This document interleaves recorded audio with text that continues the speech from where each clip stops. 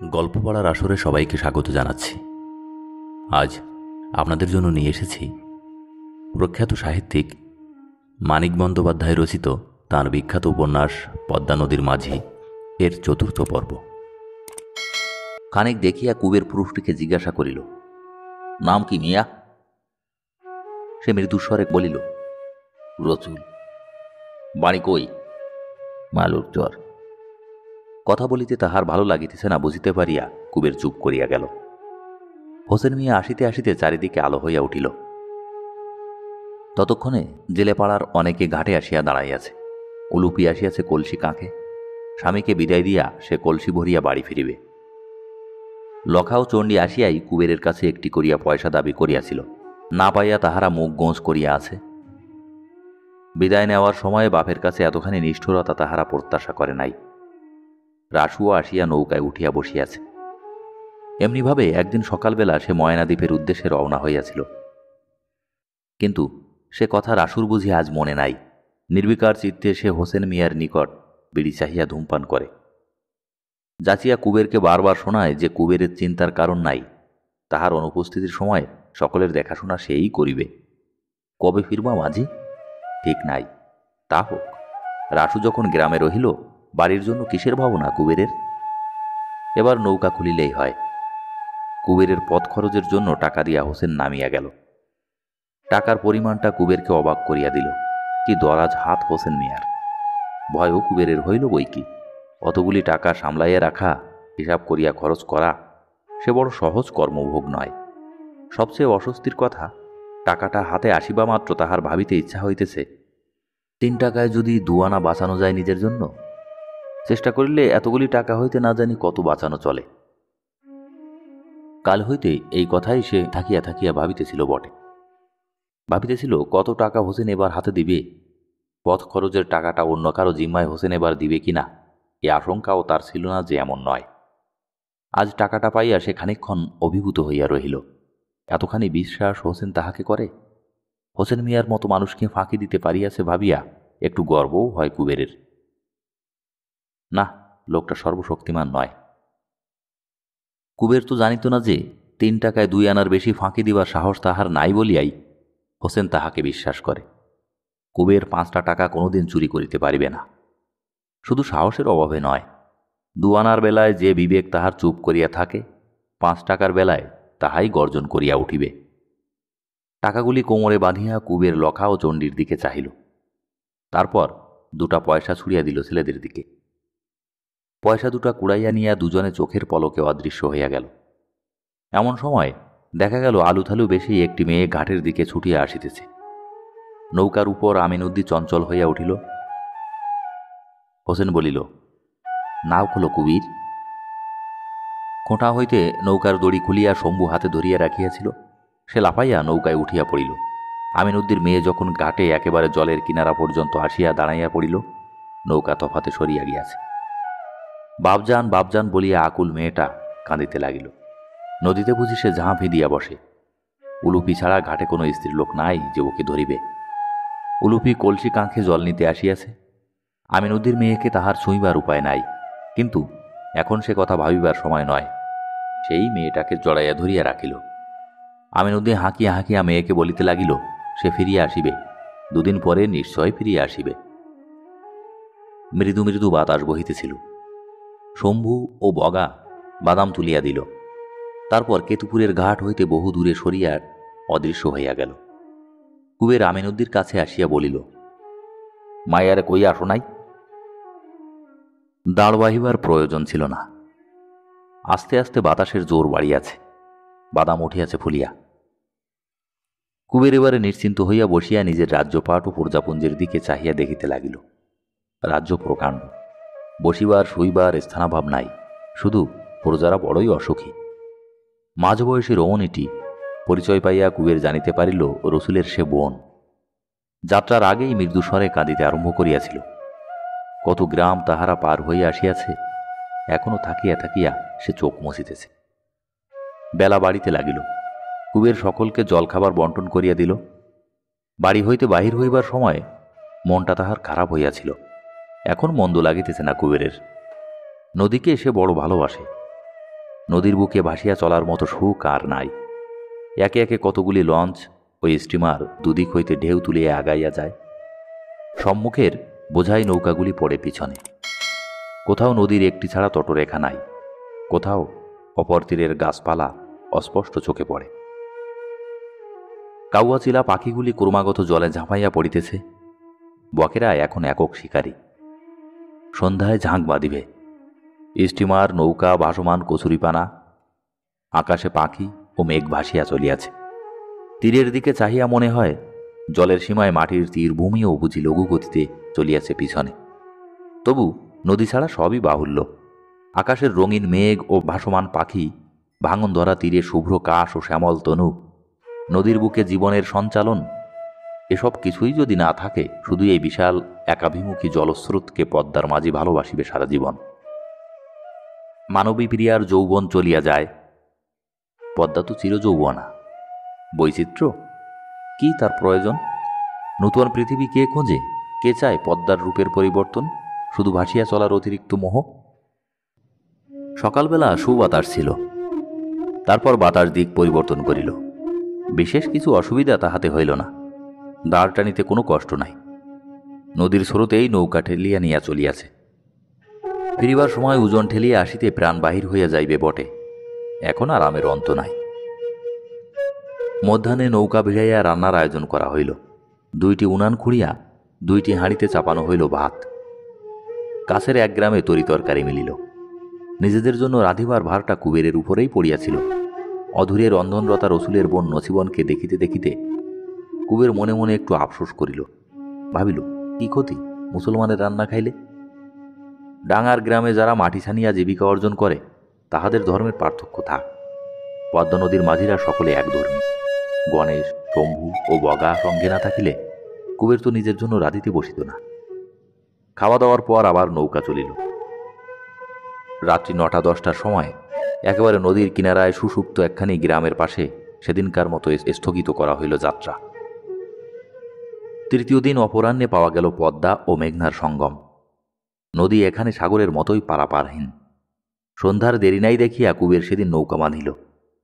এদিকে সে আগেও আসিয়াছে বটে, কিন্তু নদী ভালো করিয়া চেনা নয়। সন্ধ্যার পর নৌকা চালাইতে সে সাহস করিল না। পরদিন চাঁদপুরে নৌকা ভিড়িল। ভালোই ভালোই এতখানি পথ আসিয়া কুবেরের মনে আনন্দ ধরে না। এবার হোসেন মিয়া আসিয়া পড়িলেই সে সম্পূর্ণ নিশ্চিন্ত হইতে পারে।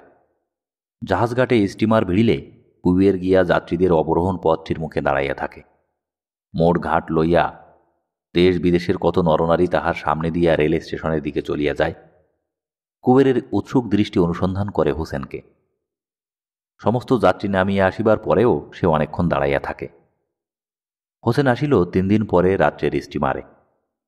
প্রতীক্ষা করিতে করিতে কুবের চঞ্চল হইয়া উঠিয়াছিল।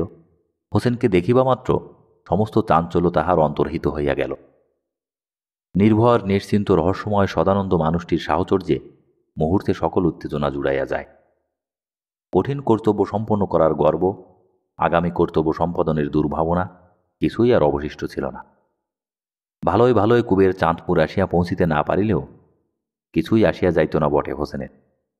মৃদু হাসিয়া সে বলিত, দরিয়ায় চুবাইয়া আইছ নাও, বালা করছ কুবির ভাই। হোসেন নৌকায় আসিয়া বসিল। সকলে তাহাকে ঘিরিয়া রহিল। সহের মধ্যে নছিবন ও রসুলের স্ত্রী ঘোমটার ভিতর হইতে চাহিতে লাগিল। হোসেনকে দেখিয়াই তাহারা ঘোমটা দিয়াছে। মৃদু মৃদু হাসে হোসেন। সকলের কুশল জিজ্ঞাসা করে। দাড়ি মুঠা করিয়া ধরিয়া সকৌতুকে রসুলের 6 বছরের মেয়েটাকে বেবিজান বলিয়া ডাকে। আমিনুদ্দি মেয়ের খবর জিজ্ঞাসা করিলে বলে, তাহাকে সে বহাল তবিয়তে ঘরের কাজ করিতে দেখিয়া আসিয়াছে। দুশ্মন বলিয়া গাল দিয়া আসে নাকি কড়া কথা বলিয়াছে অনেক। আমিনুদ্দির চোখ ছলছল করে। সে বলে, আলা জানে মিয়া, আর ফিরে আমন আভাবলি মনটা পোড়ায়। হোসেন বলে, পীড়নের মন থাকলে কও মিয়া, অখন জাহাজে তুইলা দেই তোমারে কাই, খুশ না হলে কেন যাবা? আমিনুদ্দি মাথা নাড়ে। হোসেন বলে, তবে কাইল তোমাকে নিকা সারি? আমিনুদ্দি বিস্মিত হইয়া বলে, কাইল কেন? ময়না দেপি দিবা 2 মাস বাদ। হোসেন বলে, ময়না দ্বীপে মোল্লা পামু কই? রাজাবাড়ির আজিজ সাহাব কন ময়নাদ্বীপী সহজনা মানুষ হলি আর মসজিদ দিলি আর হিঁদুরে জমিন না দিলি গিয়া থাকতে পারেন। তাহা পারুক না মিয়া। হিন্দু না নিলে মানুষ পামু কই? হিন্দু নিলে মসজিদ দিব না। কেমনে দিমু কও? মুসলমানে মসজিদ দিলি হিন্দু দিব ঠাউর ঘর। না মিয়া, আমার দ্বীপের মধ্যে ও কাম চলব না। সকলে অভিভূত হইয়া শোনে। হোসেনের মুখে ময়নাদ্বীপের কথা কুবের কখনো শোনে নাই। আজ হোসেন বলিতে থাকে ও দ্বীপটির জন্য তাহার কত দরদ। নিলামে দ্বীপটি কিনিবার পর ওখানে জনপদ বসানোর স্বপ্ন দেখিতেছে সে। জীবনে আর তার দ্বিতীয় উদ্দেশ্য নাই, কামনা নাই। 1000 মানুষ চলাফেরা করিতেছে। 1 বিঘা জমিও দ্বীপের কোনোখানে আকর্ষিত নাই। মরিবার আগে এইটুকু সে শুধু দেখিয়া যাইতে চায়। কত অর্থ ও সময় সে ব্যয় করিয়াছে দ্বীপের পিছনে। ময়নাদ্বীপের নেশা পাইয়া না বসিলে আজ সে তো বড় লোক। একসঙ্গে তাহার এতগুলি লাভবান ব্যবসা দাঁড়াইয়া গিয়াছে যে ভাবিতে বসিলে আল্লাহর করুণার পরিচয়ে মাথা নত হইয়া আসে। ময়নাদ্বীপ ব্যাপিয়া একদিন মানুষের জীবনের প্রবাহ বহিবে বলিয়া যে কাজে হোসেন হাত দেয় সেই কাজ খোদাতালা সফল করিয়া দেয়। টাকা না থাকিলে সে পারিবে কেন এই কঠিন কাজ সম্পন্ন করিতে? কি কও রসুল, নিকাশারি কাইল? রসুল সায় দিয়া বলে, আমি কি কও মিয়া, যা মন লয় করেন। হোসেন বলে, বইন কি কয় জিগাও। রসুল সইয়ের মধ্যে গিয়া খানিক পরামর্শ করিয়া আসে। নসিবনের মত আছে। আমিনউদ্দিন নিঃশব্দে বসিয়া থাকে। আপন মনে কি যেন ভাবিতে থাকে বন্দরের আলোকমালার দিকে চাহিয়া। কুবের সবিষয়ে হোসেনের প্রত্যেকটি ভাবভঙ্গি লক্ষ্য করে। কি প্রতিভা লোকটার! যেখানে যত ভাঙাচোরা মানুষ পায় কুড়াইয়া নিয়া জোড়াতালি দিয়া নিজের দ্বীপে রাজ্য স্থাপন করিতেছে। প্রজাবৃদ্ধির ব্যবস্থার দিকে তাহার সজাগ দৃষ্টি। হোসেনের উদ্দেশ্যই হয়তো তাই। আমিনউদ্দির মতো জীবন যুদ্ধে ক্ষত বিক্ষত হতাশ ও নিরুৎসাহ মানুষগুলিকে আসলে তাহার প্রয়োজন নাই। ওরা তাহার দ্বীপটি যে নবীন নরনারীতে ভরিয়া দিবে সে তাহাদের প্রতীক্ষা করিয়া আছে। অনেক রাত্রে হোসেন বিদায় গ্রহণ করিল। নৌকায় তখন জল্পনা কল্পনার অন্ত রহিল না। প্রথম বিষয়টা কাটিয়া যাওয়ার পর আমিনউদ্দির সঙ্গে সকলে হাস্য পরিহার জুড়িয়া দিল। ঠাট্টা করিতে বড় মজবুত শম্ভু। তার এক একটা কথায় নৌকায় হাসির কলরব উঠিতে লাগিল। সইয়ের মধ্যে রমণী দুটি পর্যন্ত মাঝে মাঝে খিলখিল করিয়া হাসিয়া উঠিয়া মুখে কাপড় চাপা দিতে লাগিল। পরদিন আমিনউদ্দির সঙ্গে নসিবনের নিকাহ হইয়া গেল। তারপরের দিন কতগুলি চাষের যন্ত্রপাতি, 3-4 বস্তা আলু, 1 পিপা সরিষার তৈল, কাঠের একটা বাক্স বোঝাই নুন, কতকগুলি সস্তা বিলাতি কম্বল, 1 বস্তা জামা কাপড়, এইসব অজস্র জিনিসপত্রে হোসেন নৌকা বোঝাই করিয়া ফেলিল। রাত্রি প্রভাত হইলে বলিল, নাও খোলো কুবির ভাই। কোন দিকে যাও মিয়া ভাই? হোসেন বলিল, সমন্দুর। সারাদিন এই তীর ঘেঁষিয়া নৌকা চলিল। কেতুপুরের পদ্মায় যে নৌকাকে অত্যন্ত বৃহৎ মনে হইয়াছিল এখন সেটিকে কুবেরের মোচার খোলা বলিয়া মনে হইতে লাগিল। পরদিন অপরাহ্নে নোয়াখালী জেলার নারিকেল বৃক্ষপূর্ণ তীরভূমিতে নৌকা বাঁধা হইল। এদিকে কুবের কখনো আসে নাই। বিস্ময়ের সঙ্গে হোসেনকে জিজ্ঞাসা করিল, এই কি সমন্দুর? হোসেন একখানা ম্যাপ বাহির করিল। আঙুল দিয়া সে কুবেরকে চিনাইয়া দিতে লাগিল মেঘনার মোহনার দ্বীপগুলি, সিন্ধি দ্বীপ, বিদৌ দ্বীপ, সন্দ্বীপ, হাতিয়া প্রভৃতি।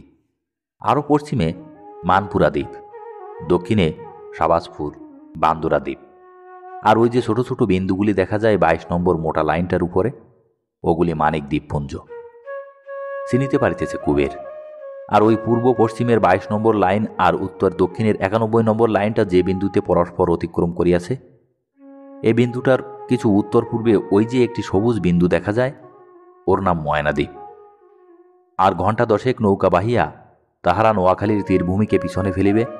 তারপর হাতিয়া ডাইনে রাখিয়া ধনমানিক দ্বীপ ছুঁইয়া ধনমানিক দ্বীপ আর বাবনাবাদ দ্বীপের যোগরেখার সঙ্গে 42 ডিগ্রি কোণ করিয়া পূর্ব দক্ষিণে নৌকা বাহিয়ায় একদিনে ময়নাদ্বীপে পৌঁছানো যাইবে। কুবের ভালো বুঝিতে পারে না। হাঁ করিয়া নকশার রেখা ও লেখাগুলির দিকে চাহিয়া থাকে। কে জানে ওর মধ্যে ডাঙা ও জলের পার্থক্য কি কৌশলে আঁকা আছে, সে তো কোনো প্রভেদ বুঝিতে পারে না। হোসেন মিয়া যে কত বড় দক্ষ নাবিক, দিকচিহ্নহীন সমুদ্রের বুকে তাহার নৌকা পরিচালনা দেখিয়াই বোঝা গেল। সামনে একটা কম্পাস রাখিয়া সে হাল ধরিয়া বসিল। নৌকার 6 জন মাঝি টানিতে লাগিল দাঁড়। সারাদিন পরে রক্তিম সূর্য সমুদ্রের জলে ডুবিয়া গেল। পূর্বে বহুদূরে কালো বিন্দুর মতো একটি দ্বীপ ছাড়া সূর্য শুধু দেখাইয়া গেল আকাশ ও জলরাশি। রাত্রেও দাঁড় টানার বিরাম হইল না। পালা করিয়া দুজন দুজন মাঝিকে 2 ঘণ্টা করিয়া ঘুমানোর অবসর দিয়া 4 জনকে হোসেন সবসময় বসাইয়া রাখিল দাঁড়ে। নিজে 1 মিনিটের জন্যও চোখ বুঝিল না। নৌকার সকলে হয়রান হইয়া গেল। কুবেরের মনে হইতে লাগিল, নৌকা বাহিয়া জীবনে সে আর কোনোদিন এত শ্রান্ত হইয়া পড়ে নাই। সকালবেলা দেখা গেল চারিদিক নিবিড় কুয়াশায় ঢাকিয়া গিয়াছে। হোসেন বলিল, বইটা তো কবির, নোঙর ফেলো। এতখানি কাছে টানিয়া নোঙর সমুদ্রের তলে গিয়া ঠেকিল যে কুবেরের মনে হইল নোঙরটা পাতালে গিয়া পৌঁছিয়াছে। কুয়াশায় নৌকা চালাইবার উপায় নাই। ধনমানিক দ্বীপের কাছাকাছি তাহারা আসিয়া পড়িয়াছে। কুয়াশায় দেখিতে না পাইয়া পাশ কাটাইয়া দূরে চলিয়া গেলে বিপদ হইবে। এই দ্বীপটির অবস্থান দেখিয়া তবে ঠিক করা যাইবে বাবনাবাদ দ্বীপের সঙ্গে ইহার যোগরেখা। তারপর সোজা আগানো চলিবে কম্পাসের উপর নির্ভর করিয়া একেবারে ময়না দ্বীপের দিকে। সারাদিন নৌকার অবস্থান বুঝিতে পারা যাইবে কিনা সন্দেহ। অপেক্ষা করিতে হইবে রাত্রির জন্য। রাত্রে তারা উঠিলে ওই যে অদ্ভুত যন্ত্রটা আছে হোসেনের, ওই যন্ত্রের ভিতর দিয়ে আকাশের দিকে চাহিয়া তবে হোসেন বলিতে পারিবে কোন দিকে কত দূরে ধনমানিক দ্বীপ লুকাইয়া আছে। কি জানো মিয়া, কলের জাহাজ হলেই জানুন যায় কত দূরে চলতেছি, ঘন্টায় কত মাইল আলাম, সমুদ্রের কোন কানে রয়েছে হিসাব করলি মেলে। নাও চালাইয়া জানুম কিবা। দাড়িতে হাত বুলায় হোসেন। সকলকে অভয় দিয়ে আবার বলে, ডরাইও না, 10 বাজলে কুয়াশা থাকবো না। আজকাল রোজ বিহানবেলা কুয়াশা হয়, ইয়ারে কি কুয়াশা কয় মাঝি। বসিয়া বসিয়া হোসেন গল্প বলে, সকলে শোনে। এ যেন কেতুপুরের এক ভাঙা কুটিরে হোসেনের আড্ডা বসিয়াছে। এমনি কুয়াশার মধ্যে একবার সে সমুদ্রের বুকে হারাইয়া গিয়াছিল। 3 দিন নোঙর ফেলিয়াছিল সমুদ্রে। জল ফুরাইয়া গিয়া শেষের দিন তৃষ্ণার ছাতি তাহাদের ফাটিয়া গিয়াছিল। তারপর হোসেন কম্পাস কিনিয়াছে। তারা দেখিয়া নৌকার অবস্থান নির্ণয়ের যন্ত্র কিনিয়াছে। চাঁদগাঁয়ে হোসেন যখন জাহাজে কাজ করিত, খালাসির কাজ করিতে করিতে শেষ পর্যন্ত একটা মালবাহী স্টিমারের কাপ্তান পর্যন্ত সে হইয়াছিল। সেই সময়ে এক সাহেব কাপ্তানের কাছে এসব যন্ত্রের ব্যবহার শিখিয়াছে। বড় বড় জাহাজ চালাইয়া হোসেন পৃথিবী ঘুরিয়া আসিতে পারে। পৃথিবী সে কি ঘুরিয়া আসে নাই? হ্যাঁ, সে কাহিনী বলিবার মতো বটে। 20 বছর বয়সে হোসেন বাড়ি ছাড়িয়া পলাইয়াছিল। তারপর অর্ধেক জীবন সে তো দেশ বিদেশে ঘুরিয়াই কাটাইয়াছে, নদীর বুকে ও সমুদ্রে। অনেক বেলায় আস্তে আস্তে কুয়াশা মিলাইয়া গেল। নোঙর তোলা হইল। 2 ঘণ্টা পরে দূরে দেখা গেল ধনমানিক দ্বীপ। কম্পাসটা সামনে রাখিয়া হোসেন হাল ধরিয়া বসিল। পরদিন ভোরবেলা তাহারা ময়না দ্বীপে পৌঁছিয়া নোঙর ফেলিল। এই ময়না দ্বীপ 5-6 বছর ধরিয়া যে রহস্য নিকতনের কথা শুনিয়া আসিয়াছে, কুবের যেন একটিমাত্র দৃষ্টিপাতে দ্বীপটিকে দেখিয়া ফেলিতে চায়। দ্বীপের খানিকটা ডিম্বাকৃতি, খানিকটা ত্রিকোণ। দ্বীপের দীর্ঘতম পরিসর প্রায় 11 মাইল। হোসেন নিজে মাপিয়া দেখিয়াছে। দ্বীপে যেখানে নৌকা ভিড়িয়াছিল সেদিকে খানিকটা অংশ পরিষ্কার করিয়া বসতি স্থাপিত হইয়াছে, চাষ হইতেছে, বাকি অংশ জঙ্গলে ঢাকা। পশ্চিম দিকে অসংখ্য নারিকেল গাছ, সমস্ত দ্বীপে ছড়াইয়া না পড়িয়া গাছগুলি এক স্থানে ঘন হইয়া মাথা তুলিয়াছে কেন বোঝা যায় না। জমি অত্যন্ত নিচু, এত নিচু যে আশঙ্কা হয় যেদিন খুশি হইবে সেই দিনই সমস্ত দ্বীপটিকে সমুদ্র গ্রাস করিয়া ফেলিবে। দ্বীপের মাঝখানে 1 মাইল পরিমিত একটা লোনা জল আছে। সমুদ্রের চেয়েও ওখানটা বুঝি নিচু। খাল কাটিয়া যোগ করিয়া দিলে সমুদ্রের জল আসিয়া ভরিয়া ফেলিবে। জলার ধারে খানিকটা ধানের জমি করা হইয়াছে, বিস্ময়কর ফসল ফলে। জলায় ও চারিদিকে জঙ্গলে অসংখ্য সাপ আছে, কিন্তু জন্তু জানোয়ার কিছু নেই। রাসু যে বাঘ সিংহের গল্প করিয়াছিল সেটা নিছক গল্পই। হোসেন মিয়ার উপনিবেশে লোকসংখ্যা 100-র কম নয়, কিন্তু তার 3 ভাগই প্রায় ছোট ছোট ছেলেমেয়ে, যাদের অধিকাংশই এই দ্বীপে জন্মগ্রহণ করিয়াছে। ম্যালেরিয়া ও সাপের সঙ্গে লড়াই করিয়া এখনও হোসেন জয়লাভ করিতে পারে নাই। জঙ্গলের সঙ্গে অবিরত সংগ্রাম চলিয়াছে। অনেক খাদ্য এখানে উৎপন্ন করা যায় না। জীবনের অনেক প্রয়োজন মিটাইতে সমুদ্র পথে পাড়ি দিতে হয় সভ্য জগতের দিকে। অবিশ্রাম খাটুনি এখানে, অসংখ্য অসুবিধা এখানে। জীবন এখানে নির্মম ও নীরব। রাসুর মতো অনেকে তাই পলাইয়া গিয়াছে। হোসেনের 5 বছরের চেষ্টায় দ্বীপে তাই ৩০টির বেশি পরিবার নীড় বাঁধে নাই। আমিনউদ্দি ও রসুলকে ধরিলে দ্বীপে গৃহস্থ পরিবারের সংখ্যা এবার ৩২ হইল মাত্র। কি কঠিন কাজে হোসেন মিয়া যে আত্মনিয়োগ করিয়াছে, কি সীমাহীন যে তাহার ধৈর্য ও অধ্যবসায়, এবার কুবের তাহা ভালো করিয়া বুঝিতে পারে। এই নিচু জলা ও জঙ্গলপূর্ণ মনুষ্যবাসের অযোগ্য দ্বীপ, ধান ছাড়া আর কোনো ফসল যে দ্বীপের লোনা মাটিতে জন্মে না, লাউ কুমড়াগুলি ফলে কুকড়ানো শশার মতো ছোট ছোট, এখানে এই মুষ্টিমেয় নরনারীর বসতি স্থাপন করাও হোসেন মিয়া ছাড়া আর কারো দ্বারা সম্ভব হইত না। সন্দ্বীপ, হাতিয়া, ধনমানিক, বাবনাবাদ এইসব জনপূর্ণ দ্বীপের কথা কুবের শুনিয়াছে। ময়নাদ্বীপ যদি মানুষের বাসের যোগ্য হইত, ওইসব দ্বীপের মতো করে এখানে গড়িয়া উঠিত গ্রাম। এ কি কদর্য একটা দ্বীপ হোসেন বাছিয়া লইয়াছে। হয়তো সস্তায় পাইয়াছিল বলিয়া। স্বাস্থ্যকর উর্বর দ্বীপ কিনিয়া জমিদারি পত্তনের টাকা হোসেন কোথায় পাইত? ওরকম জনহীন দ্বীপই বা কোথায়? দ্বীপ দেখিয়া আমিনউদ্দি ও রসুল বড় দমিয়া গিয়াছে। ফিরিয়া যাওয়ার কথাটাও তাদের মুখে শোনা গিয়েছে দু একবার। তবে হোসেনের সামনে তারা কিছুই বলে না, বলা যায় না। কত উপকার যে হোসেন তাহাদের করিয়াছে তার হিসাব হয় না। আমিনউদ্দি অপরিশোধ্য আর্থিক ঋণেই শুধু আবদ্ধ নয়, হোসেন না দিলে এ জীবনে স্ত্রী কি আর তাহার জুটিত? নসিবনের মতো স্ত্রী। রসুলকে জেলের দুয়ার হইতে ছিনাইয়া নিয়ে আসিয়াছে হোসেন। দেশে ফিরিলে জেলেই হয়তো তাহাকে ঢুকিতে হইবে। প্রতিদানে হোসেন আর কিছুই তাদের কাছে চায় না। তারা শুধু এখানে বাস করুক, স্বপ্ন সফল হোক হোসেনের। ইতিমধ্যে তাদের জন্য ঘর উঠিতে আরম্ভ হইয়াছে। দয়া করিয়া ওই ঘরে তারা নীড় বাঁধিলে কৃতার্থ হইয়া যাইবে হোসেন। জঙ্গল কাটিয়া যত জমি তারা চাষের উপযোগী করিতে পারিবে, সব তাদের সম্পত্তি। খাজনা বা চাষের ফসল কিছুই হোসেন দাবি করিবে না। নিজের জীবিকা তাহারা যতদিন নিজেরাই অর্জন করিতে পারিবে না, জীবিকা পর্যন্ত যোগাইবে হোসেন। গৃহ ও নারী, অন্ন ও বস্ত্র, ভূমি ও সত্ত্ব সবই তো পাইলে তুমি। এবার শুধু খাটিবে ও জন্ম দিবে সন্তানের, এটুকু পারিবে না? হোসেনের কাছে ফিরিয়া যাওয়ার কথা তাই কেহ মুখে আনিতে পারে না। ফিরিয়া যে যায় সে যায় পলাইয়া চুপি চুপি চোরের মতো। হোসেন তাদের ক্ষমা করে। দেখা হইলে রাসুর মতো হোসেন তাদের জঙ্গল সাফ করার মজুরি দেয়। জোর জবরদস্তি হোসেনের নাই। অন্যায় সে কারো প্রতি করে না, শুধু তাকেই হোসেন শাস্তি দেয়, ভীষণ ও মর্মান্তিক, যারা শত্রুতা করে হোসেনের, অকারণে ক্ষতি করিতে চায়। বিঘ্ন জন্মায় হোসেনের স্বপ্ন সফল হইবার পথে। কদিন কুবের দ্বীপ দেখিয়া ও দ্বীপের মানুষগুলির সঙ্গে ভাব করিয়া কাটাইয়া দিল। ক্ষেতের সব ধান কাটা হইয়া গিয়াছে, কিছু সরিষা, বুট ও মটর লাগানো হইয়াছে। মূলা, পালং, কপি প্রভৃতি শাকসবজি গত বছর বাঁচিয়া থাকিতে চাহে নাই। এবছর কয়েক বিঘা জমিতে নূতন এক প্রকার সার দিয়া পরীক্ষার জন্য কিছু কিছু চাষ হইয়াছে, কি হইবে বলা যায় না। আরও ভিতরের দিকে দ্বীপের মাটি রবিশস্যের উপযোগী কিনা দেখিবার জন্য জঙ্গলের মধ্যে এখন অল্প একটু স্থান পরিষ্কার করা হইতেছে। সকালবেলা দা কুড়াল লইয়া একদল লোক জঙ্গলের মধ্যে মাইলখানে খাটিয়া যায়। নির্বাচিত স্থানটিতে গাছপালা ঝোপঝাড় কাটিয়া সাফ করে, শাবল দিয়া খুঁড়িয়া গাছের শিকড় তুলিয়া ফেলে। তারপর সারাদিন মশা ও পোকার কামড়ে শরীর ফুলাইয়া সন্ধ্যার সময় ফিরিয়া আসে। কুবের একদিন দেখিতে গিয়া শিহরিয়া ফিরিয়া আসিল।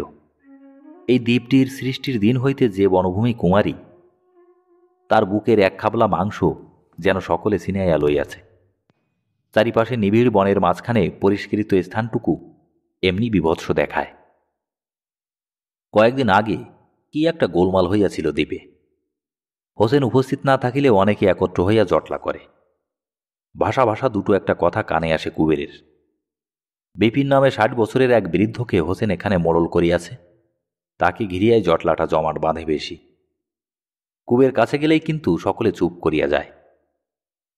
তারপর একদিন সন্ধ্যার সময় কাজকর্ম শেষ করিয়া সকলে যখন ঘরে ফিরিয়াছে, নিজের স্বতন্ত্র কুটিরের দাওয়ায় বসিয়া হোসেন প্রসন্ন মুখে টানিতেছে তামাক, বিপিন কথাটা ফাঁস করিল, বলিল, নালিশ আছে একটা।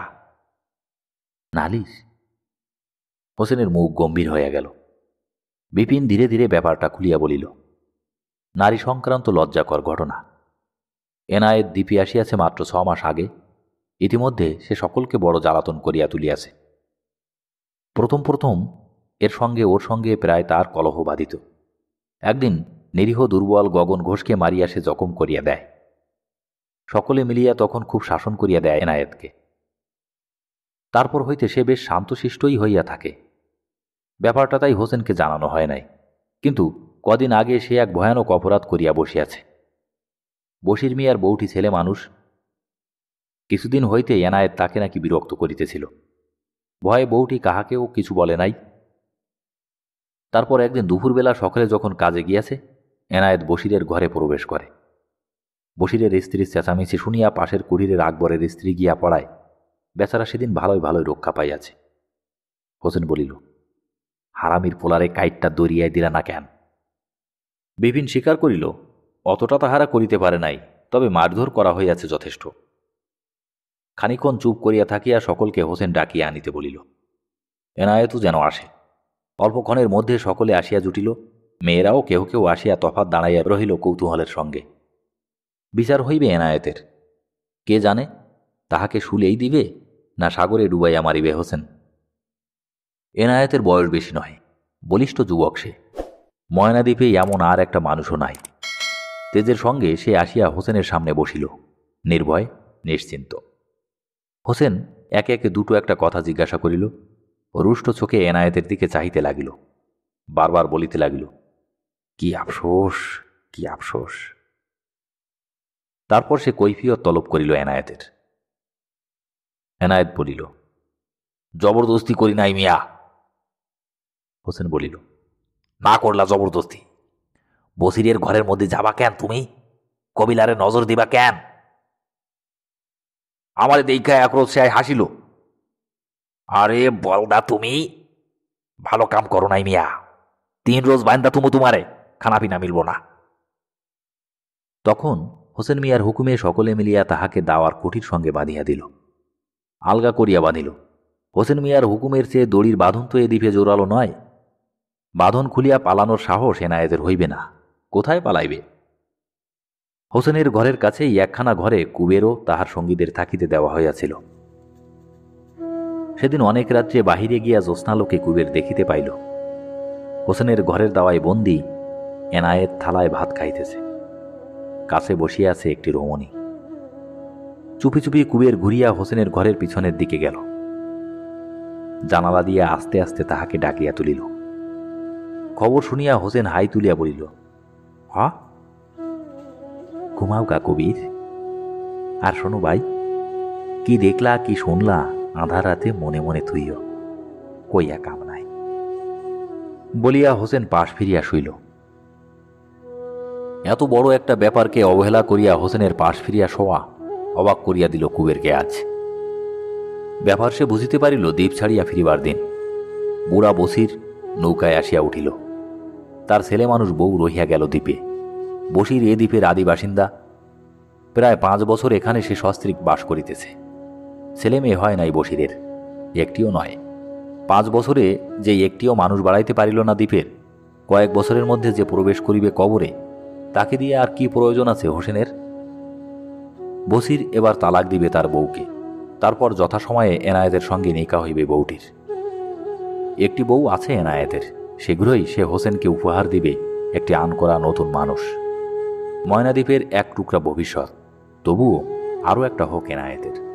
সার্থক হোক দুজনের অন্যায় ও অসামাজিক প্রেম। 5 বছরে যে রমণী জননী হইতে পায় নাই, তার কোল জুড়িয়ে আসুক সন্তান, মানুষ বাড়ুক হোসেনের সাম্রাজ্যে। গ্রাম ছাড়িবার 3 সপ্তাহ পরে কুবের ও গণেশ গ্রামে ফিরিয়া আসিল। চাঁদপুরে তাহাদের নামাইয়া দিয়া হোসেন নৌকা লইয়া কোথায় চলিয়া গিয়াছে। হোসেনের মুসলমান মাঝিরা চাঁদপুরে অপেক্ষা করিতেছিল। গোপীকে নিয়া ইতিমধ্যে অনেক কাণ্ড হইয়া গিয়াছে। কুবের যেদিন চলিয়া গেল সেই দিনই গোপীর পা ভয়ানক খুলিয়া ওঠে। বাড়িতে পুরুষ কেহ নাই। কি করিবে ভাবিয়া না পাইয়া মালা কাঁদিয়া অস্থির হইয়াছিল। তারপর রাসু আসিয়া সব ব্যবস্থা করিয়াছে। কত যে করিয়াছে রাসু গোপীর জন্য, শত মুখেও মালা তাহা শেষ করিতে পারিবে না। সেই দিনই গোপীকে রাসু আমিনবাড়ি হাসপাতালে নিয়ে গিয়াছিল। রাত্রেই গোপীর হাঁটুতে আবার অস্ত্র করা হয়। সে এখনো হাসপাতালে আছে। প্রায়ই রাসু তাহাকে দেখিতে যায়। ডাক্তার আশ্বাস দিয়াছে, হাড় ভাঙ্গিয়া মাংসপেশির জ্বর ছাড়াইয়া গোপীর হাঁটু এবার ঠিক করিয়া দেওয়া হইয়াছে। একটু খোঁড়াইলেও হাঁটিতে পারিবে। কুবের ফিরিয়াছে খবর পাইয়া রাসু আসে। কুবের দুটো একটা কৃতজ্ঞতার কথা বলিতেই সে একেবারে গলিয়া যায়।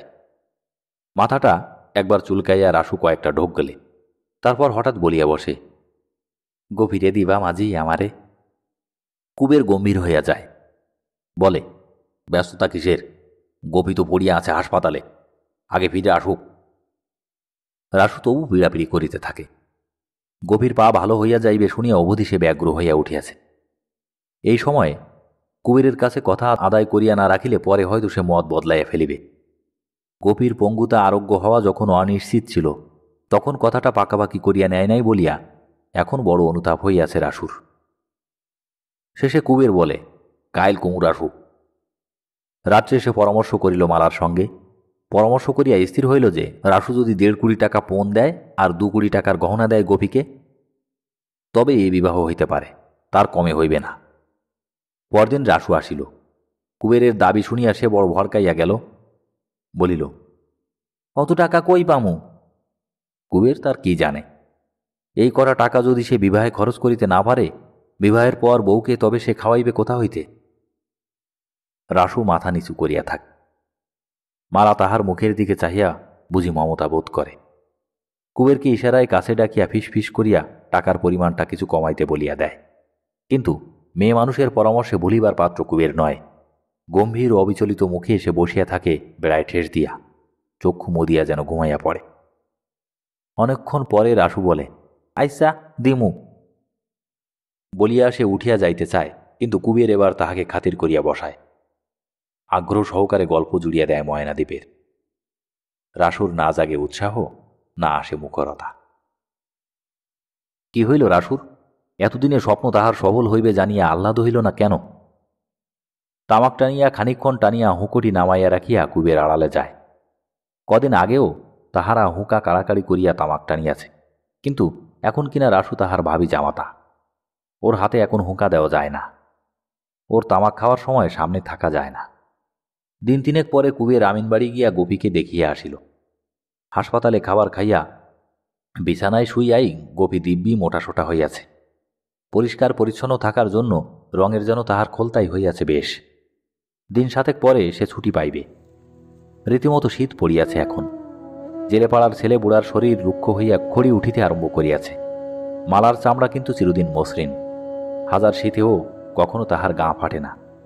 কপিলারও বুঝি ফাটে না, যে তেলটাই কপিলা খরচ করে শরীরের পিছনে। মাঠে পালং শাকের পাতাগুলিতে যে সরল লাবণ্য ফুটিয়ে আছে, কপিলার দেহে হয়তো তার অভাব নাই। মালার বোন তো সে, মালার চেয়ে সে 1000 গুণে শৌখিন।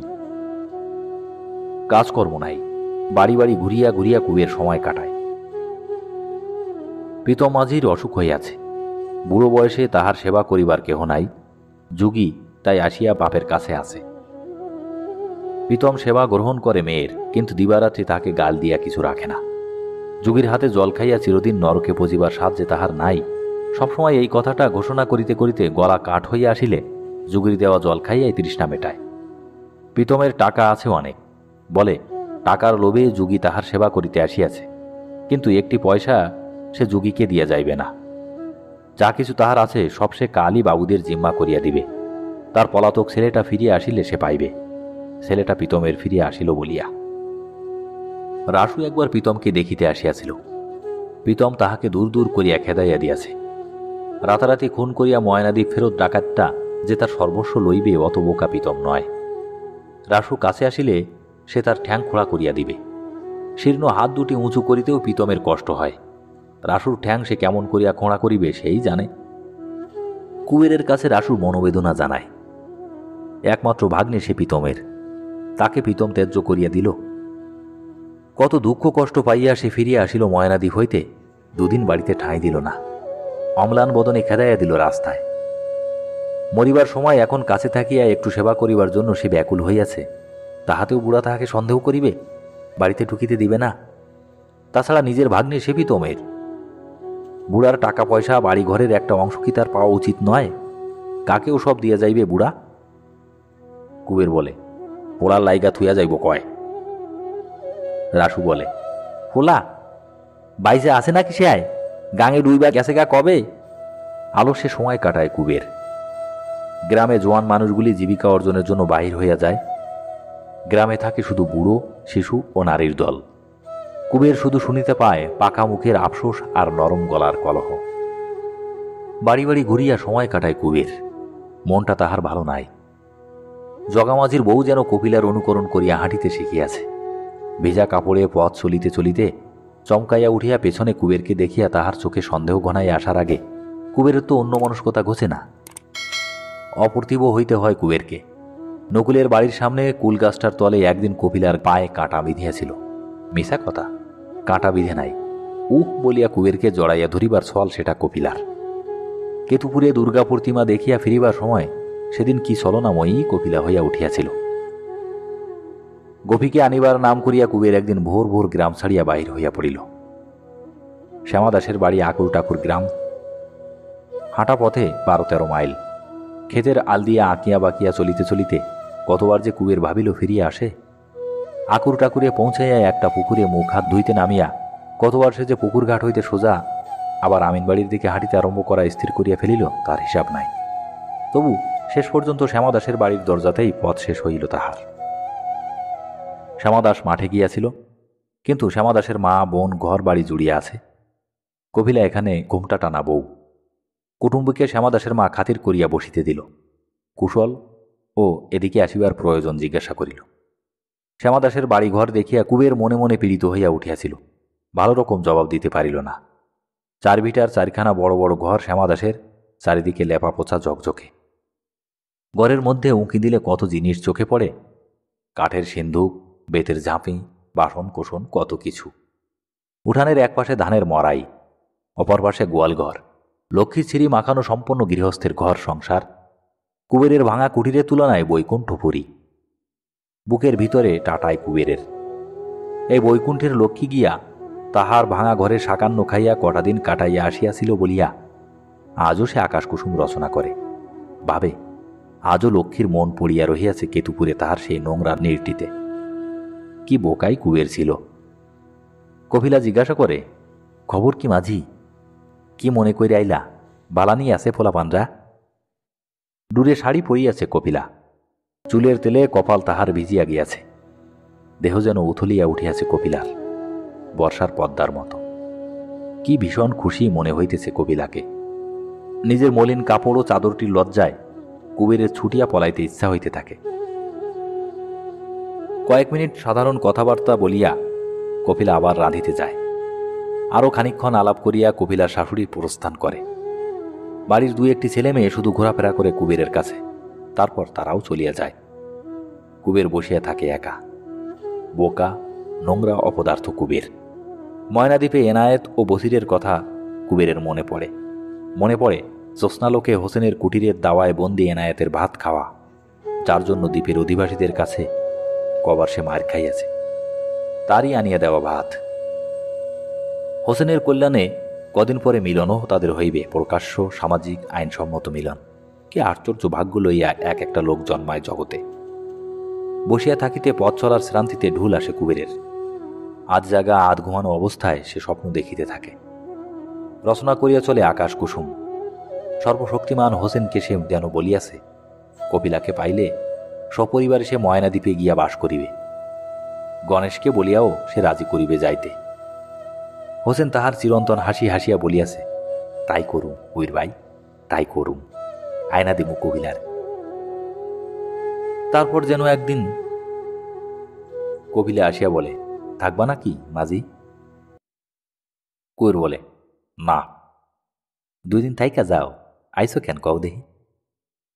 শুভশনির হাড়ে যাবো মন কইরা বাইরেছি কপিলা, তা ভাবলাম তরে দেখা যাই। কপিলা মুচকি হাসিয়া বলে, শুভশনির হাট নাকি আইস? কুবের বিবর্ণ হইয়া বলে, না, হাটে গিয়া ঘুমাইয়া থাকো কামাজি, কাইল হাট কইরা বাড়িতে যাইও। বলিয়া কপিলা রান্নাঘরে যায়। কুবের উঠিয়া নামিয়া যায় উঠানে। লাউ মাছার কাছে গিয়া সে দাঁড়ায়। লজ্জায় মুখখানাতে তাহার মাছার উপরকার উপুড় করা কালো হাঁড়িটার ছায়া পড়িয়াছে যেন। কপিলার সঙ্গে সে কেন পারিয়া উঠিবে? পদ্মা নদীর বোকা মাঝি সে। এক হাটে কিনিয়া কপিলা তাহাকে আর হাটে বেচিয়া দিয়াছে অনেক দিন আগে। দুপুরবেলা বাড়ি ফিরিয়া আসিয়া কুবেরকে দেখিয়া শ্যামাদাস খুশি হইল। দুজনে পুকুরে স্নান করিয়া আসিয়া একসঙ্গে খাইতে বসিল। অতিথি আসিয়াছে বলিয়া কপিলা আজ অনেক রান্না করিয়াছে, কিন্তু খাদ্যে কুবেরের রুচি ছিল না। কুবেরের হঠাৎ আসিবার কারণটা শ্যামাদাসও জানিতে চাহিল। কুবের এবার এক আশ্চর্য মিথ্যা রচনা করিয়া বসিল। হোসেন মিয়ার ময়নাদ্বীপে গিয়া বাস করিতে চাহিবে এমন যদি কেহ জানা থাকে শ্যামাদাসের, অনেক সুবিধা সেখানে বাস করার, বাড়ি ঘর, অন্ন বস্ত্র, জমি জমা সব এখন বিনামূল্যে পাওয়া যাইবে। 10-20 বছর পরে দ্বীপের বসতির বিস্তার হইলে নামমাত্র খাজনা ধার্য হইবে জমির। পুরুষানুক্রমে সত্য জন্মিবে জমিতে। শ্যামাদাস যদি 10 জনকে এ সুবর্ণ সুযোগের সংবাদ জানায়, আর কেহ ময়নাদ্বীপে যাইতে রাজি হইলে কুবেরকে যদি খবর দেয়, বড় ভালো হয়। তবে শ্যামাদাস অবাক হইয়া বলল, চা বাগানের ঠিকা নিছ নাকি মাঝি? আই। চা বাগান? কিসের চা বাগান? শ্যামাদাস চলুক না, ময়নাদ্বীপ দেখিয়া আসিবে। আইজ চলুক। তুমি যাও না কেন ময়নাদ্বীপি? শ্যামাদাস জিজ্ঞাসা করিল। কুবের থতমত খাইয়া বলল, আমিও যামু। আজ এখানে থাকিয়া যাওয়ার জন্য কুবেরকে অনেক অনুরোধ করিল শ্যামাদাস, কিন্তু থাকিবার উপায় কি আছে কুবেরের? গ্রামে গ্রামে ঘুরিয়া তাহাকে ময়নাদ্বীপের বারতা প্রচার করিতে হইবে। সুবচনীর হাটের ভিতর দিয়ে আমিন বাড়ির পথ। হাটের শূন্য চালাগুলি খাঁ খাঁ করিতেছিল। পথের ধারে স্থায়ী দোকান ও আড়তগুলি শুধু খোলা আছে। একটা খাবারের দোকানের সামনে নড়বড়ে বেঞ্চিটাতে কুবের বসিয়া পড়িল। ভয়ানক শীত করিতেছিল কুবেরের, শরীরটা ছমছম করিতেছিল, আর চোখ দুটো করিতেছিল জ্বালা। হুড়মুড় করিয়া জ্বর যে আসিতেছে অনেকক্ষণ আগেই তাহা সে টের পাইয়াছিল। বেঞ্চিটা রোদে সরাইয়া চাদর মুড়ি দিয়া সে শুইয়া পড়িল। ক্রমে অপরাহ্ন হইয়া আসিল। দোকানের ছায়া কুবেরকে অতিক্রম করিয়া হাটের চালাগুলির মাথায় উঠিয়া গেল। কুবের তেমনিভাবে পড়িয়া রহিল বেঞ্চিটাতে। শেষে ময়রা তাহাকে ডাকাডাকি আরম্ভ করিয়া দিল। জ্বর আসিবার মুখে ভোজ খাইয়াছিল। অবস্থা বড় শোচনীয় হইয়া পড়িয়াছে কুবেরের। কবিলার স্বামী শ্যামাদাসের অবস্থা ভালো বলিয়া সে জ্বর গায়ে পথে নামিয়া আসিয়াছে। এত জ্বর যে আসিবে কুবের তা ভাবিতে পারে নাই। মাথার মধ্যে যেন কুয়াশা নামিয়াছে, আর শব্দ হইতেছে গম গম। কোথায় কি অবস্থায় সে পড়িয়াছে তাও মাঝে মাঝে গোলমাল হইয়া যাইতেছে সব। সমুদ্র তরঙ্গ, দুর্গাপূজার আলো, অন্ধকার একটা চাঁচের বেড়ার বাহিরে সারি সারি ঘুমন্ত মানুষ, বারবার জ্বালা উঠানো নামানো, ঝাঁকে ঝাঁকে সাদা মাছের লাফালাফি, সব একাকার হইয়া যাইতেছে। ময়রা মুখের চাদর সরাইয়া দিলে কুবের আরক্ত চোখে তাহার দিকে চাহিয়া থাকে। বিড়বিড় করিয়া বলে, শ্যামাদাসের খবর দিবা? আকুর টাকুরের শ্যামাদাস। সন্ধ্যার পর কুবের আবার ফিরিয়া গেল কপিলার কাছে। তাহাকে বিছানায় শোয়াইয়া একটা মোটা কাঁথা তাহার গায়ে চাপাইয়া দিয়া কপিলা রাঁধিতে গেল। অন্ধকার ঘরে কুবের শুইয়া রহিল একা।